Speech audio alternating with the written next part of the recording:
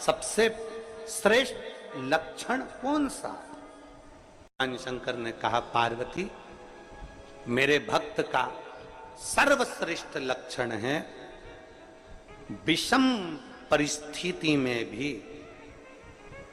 नम्र बने रहना, विषम परिस्थिति में भी नम्रता धारण करना। दुनिया आपकी कितनी भी विषम हो गई हो,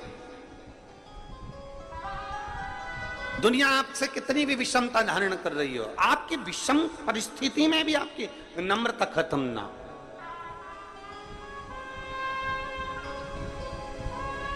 विषम परिस्थिति में नम्रता खत्म। यहां पर रवि कृष्ण शास्त्री जी बैठे हैं विदिशा वाले कि वो शंकर का श्रेष्ठ भक्त हो ही सकता। विषम परिस्थिति, इसकी एक कथा आती है बड़ी सुंदर। मेरे महादेव कह रहे हैं, मेरे महादेव ने पार्वती मां उमा से कहा, उमा सुन, एक व्यापारी के पास में 2 हीरे थे।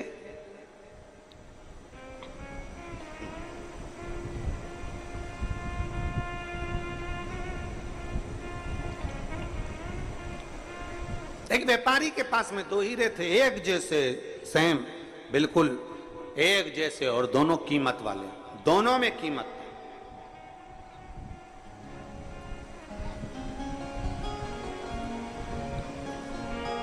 अब वो व्यापारी की एक आदत थी, प्रत्येक नगर में जाता और दोनों हीरों को रख देता और नगर के राजा के पास में नगरवासियों से कहता है, एक हीरा इसमें असली है और एक हीरा इसमें नकली है। इसमें एक हीरा असली है और एक हीरा नकली है। अब आप जो बता देगा कि असली हीरा कौन सा है और नकली हीरा कौन सा है, उसको मैं ये कीमती हीरा फ्री में दे दूंगा। और नहीं बता सकते तो हीरे का पैसा तुम्हें मुझे देना पड़ेगा। हीरे का पैसा तुम्हें मुझे देना पड़ेगा। इसमें बताओ असली हीरा कौन सा और नकली हीरा कौन सा। सारे नगर नगर में जाता, कोई असली और नकली को पहचान नहीं पाता। कौन पहचान? कोई परखदार हो ना। एक बात बहुत अच्छे से याद रखिएगा, घी नकली होगा ना, चल जाएगा।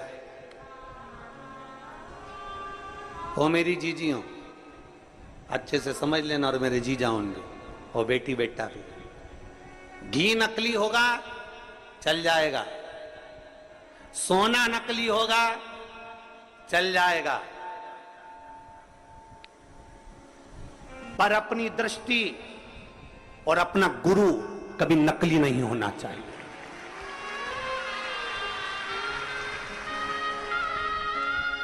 घी नकली है ना, चलेगा।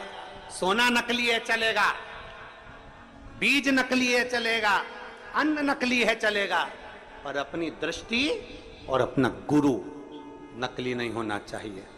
पानी पियो छान और गुरु करो जान।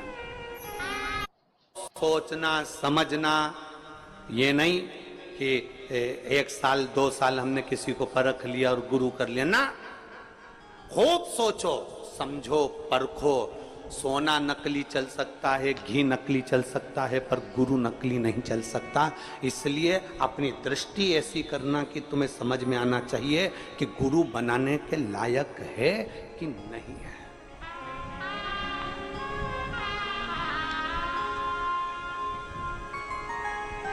दृष्टि समझ बहुत कठिन है।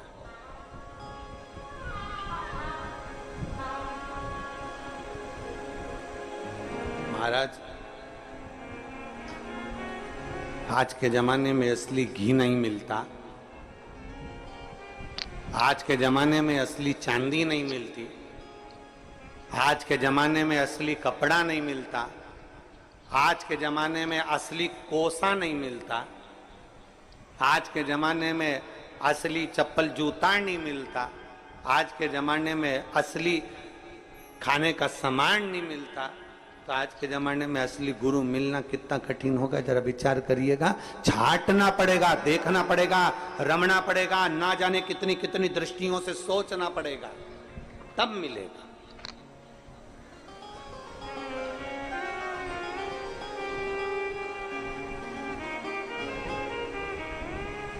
बहुत सोच, कौन सा इसमें नकली, कौन सा? ए उमा, भगवान महेश कह रहे हैं, उमा एक व्यापारी के पास में 2 हीरे हैं, पूरे नगर नगर में जाता है, फिरता है, आवाज लगाता है, जो असली बता देगा उसको असली हीरा दे दिया जाएगा, नहीं बता पाओगे तो तुम्हें मुझे हीरे के पैसे देना पड़ेगा। असली कौन सा, नकली कौन सा, बताओ।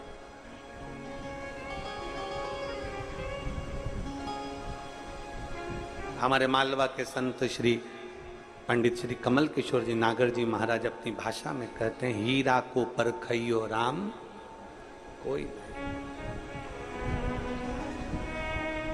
हीरा को परखदार कोई नहीं है संसार। कौन परखेगा?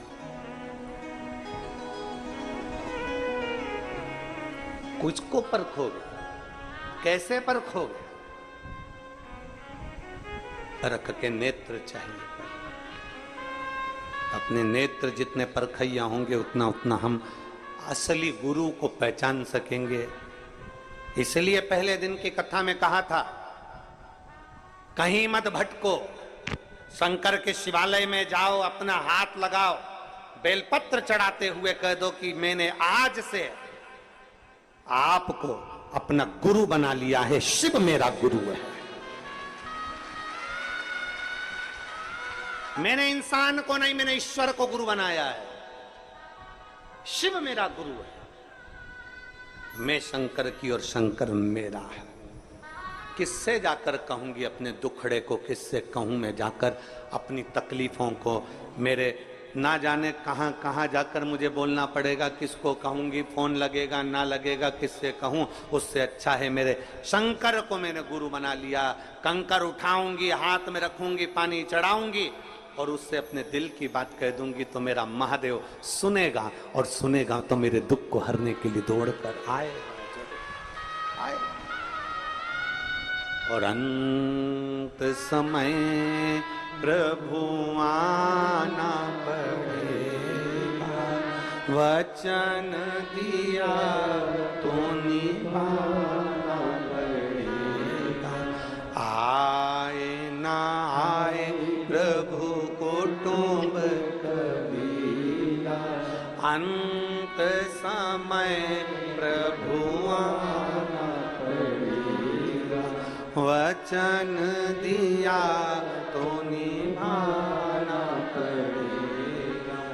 अंत समय प्रभु आना पड़ेगा, और वचन दिया तो निभाना पड़ेगा। अंत समय में परमात्मा ये 2 हीरे व्यापारी के पास सबसे कहता है। एक नगर में पहुंच गया, महेश भगवान उमा माता से कहते हैं, सुन उमा। वो एक नगर में पहुंचा और नगर में उसने राजा के सामने कह दिया कि मेरे पास में 2 हीरे हैं, कीमती हैं, इसमें एक असली है एक नकली है। जो बता देगा असली कौन सा नकली कौन सा, उसको हीरा दे दिया जाएगा। कोहिनूर हीरा है,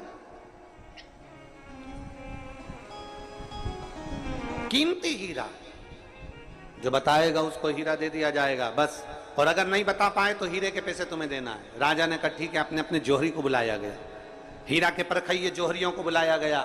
सारे जोहरी आकर बैठ गए, उन्होंने खूब परख करी पर बता नहीं पाए कि इसमें असली हीरा कौन सा। उस हीरे का नाटक देखने के लिए ढेरों लोग इकट्ठे हुए थे राजभवन में। उसमें एक अंधा भी आया हुआ था, नेत्रविहीन। सब हार गए जोहरी। जाने लगा व्यापारी पैसा लेकर राजा से कि सब हार गए, लाओ धन दो। इतने में एक अंधे व्यक्ति ने, एक दृष्टिहीन अंधे व्यक्ति ने कहा, रुक जाओ, मैं बता सकता हूं कि इसमें असली हीरा कौन सा है। सारी सभा ठाका लगाने लगी, हंसने लगी। अरे मूर्ख, आंख की रोशनी नहीं है, नेत्र नहीं है, नेत्रविहीन है, अंधा है, और तू बताएगा? तू कि इसमें असली हीरा कौन सा? सारी दुनिया हंसने लगी। तब जौहरी जो व्यापारी था उसने कहा ले तुम बता दो। अब वो तो खुद दूसरे का हाथ पकड़कर चल रहा था, उसके हाथ में हीरे दे दिए व्यापारी ने। राजा अपने सिंहासन पर फिर बैठ गया और ध्यान करने लगा कि ये अंधा कैसे बता सकता। राजा ने अपने दूतों से पूछा ये जौहरी है क्या? नहीं। कोई व्यापारी है क्या? नहीं। ये तो जन्म से ही अंधा है, नेत्रविहीन है, इसने कभी हीरा देखा? नहीं। तो फिर ये कैसे बताएगा? पता नहीं। भगवान महेश कहते हैं उमा, उस अंधे व्यक्ति के हाथ में हीरे आ गए। वह अंधा व्यक्ति दोनों हीरों को लेकर राजमहल से बाहर चले गया और बाहर जाकर उसने दोनों हीरों को जमीन पर पटक दिया। दोनों हीरों को जमीन पर पटक दिया। साथ वाले से कहा कि हीरा लाकर मुझे दे दे। थोड़ी देर बाद उसने हीरे लाकर दिए। उसने दोनों हीरों को हाथ में लिया और हाथ में लेते से ही उस अंधे व्यक्ति ने कह दिया ये हीरा असली है और ये हीरा नकली है। ये हीरा असली है और ये हीरा नकली है। उस व्यापारी ने अंधे व्यक्ति से पूछा तुम कैसे कह सकते हो कि ये हीरा असली है और ये नकली है? तो उस अंधे व्यक्ति ने कहा मैंने दोनों हीरे रोड पर फेंक दिए, जमीन पर फेंक दिए। इसमें से जो कांच था वो गर्मी से तपकर गर्म हो गया था और जो असली हीरा था वो ठंडा की ठंडा ही रह गया था।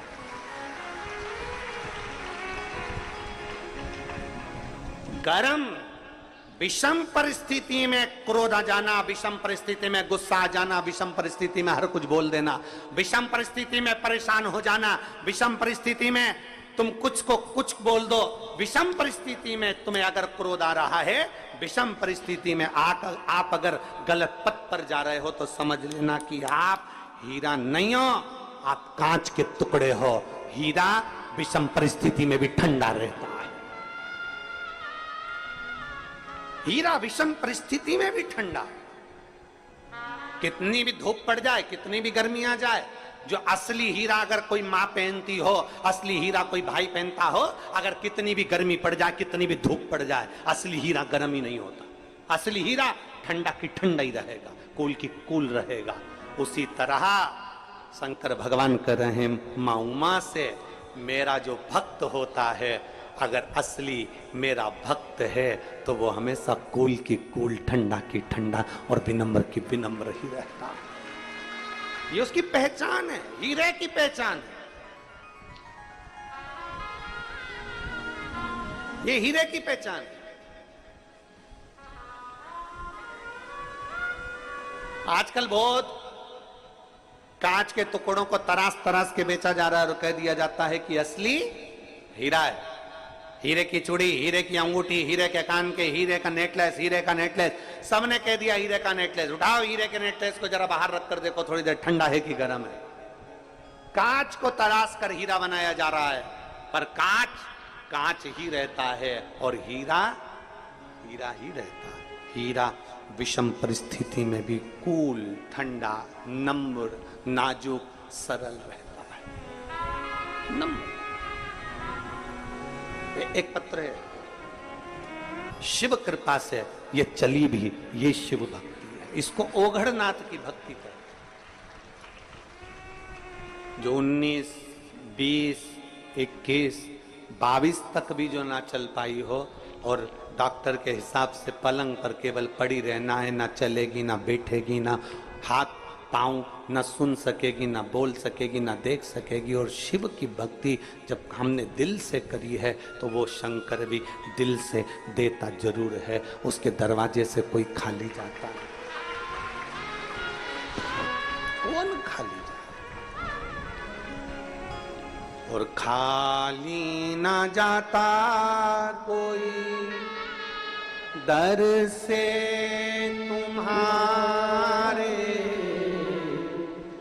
एक बात इन्होंने लिखी, पहले पूरी अच्छी थी, पर एक बीमारी जो डॉक्टर के पास भी उसका हल नहीं है, वो बीमारी से ग्रसित हो गई। बीमारी से ग्रसित, 3-4 साल नहीं उठी, पड़ी रही, उठ ही नहीं सकती, बैठ भी नहीं सकती, हाथ पैर भी नहीं हिला सकती, सुन बोल भी नहीं सकती। एक विश्वास, आपने शिव के मंदिर जाना प्रारंभ कर दिया और खाली ना जाता कोई दर से तुम्हारे, खाली ना जाता कोई, खड़ी हूँ 20 साल तक पलंग पे से बैठी नहीं, पलंग पे से उठी नहीं,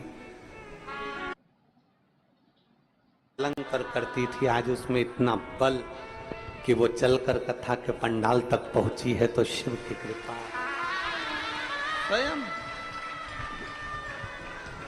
करुणा सागर की करुणा।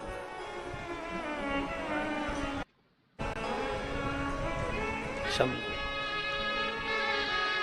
और रिश्ता तेरा मेरा सबसे प्यारा, रिश्ता तेरा मेरा सबसे प्यारा, तू मेरा बाबा, मैं हूँ तेरा लाला, मैं हूँ तेरा लाला। मेरे आता है और कह देता है कार्य हो जाएगा, पर पूरी बात कभी नहीं दिखाते। किसी और वाला महाराज कहता है कि अपनी मेहनत को 4 गुना बढ़ाना है, फिर बेलपत्र चढ़ा कर जाना।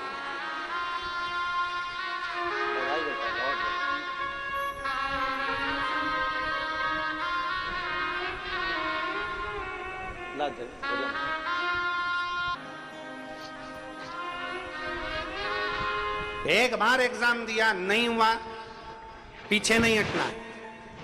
एक बार कंपटीशन एग्जाम में बैठे, पीछे नहीं हटना। और जितने मेरे शंकर के भक्त 17 अगस्त को कांवड़ यात्रा में आ रहे हैं, जितने बेटे बेटियां कांवड़ यात्रा में सीहोर आ रहे हैं, उनसे निवेदन करूंगा, सीहोर आने से पहले अपने दिल को पहले पक्का कर लेना, मजबूत कर लेना कि मैं कांवड़ भरने जा रही हूं, तो बाबा भी मुझे कहीं ना कहीं ज्वाइनिंग जरूर कराएगा, ये निश्चित है। मेहनत करूंगी 4 गुना।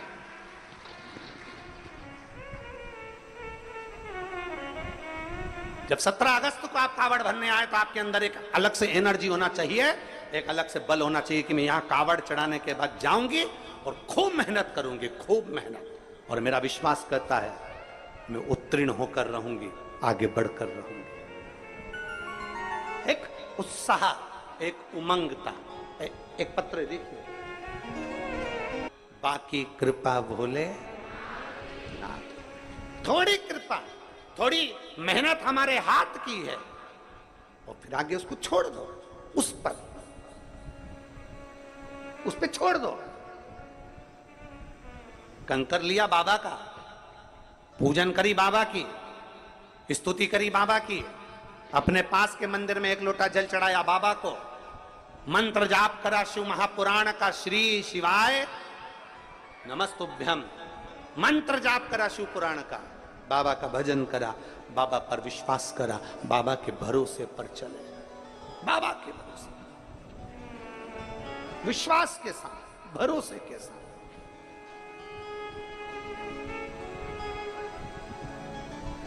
फिर कैसे रह सकते?